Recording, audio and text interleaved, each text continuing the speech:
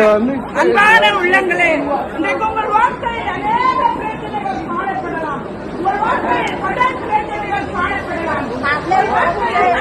விடுதலையோடு கட்டுண்ட மனிதர்களாய் நீங்கள் காணப்படலாம். எத்தனையோ துன்பங்களோடு நீங்கள் காணப்படலாம். ஆனால் இயேசு உங்கள் வாழ்க்கையை மாற்ற வல்லமுள்ளவராய் இருக்கிறார்.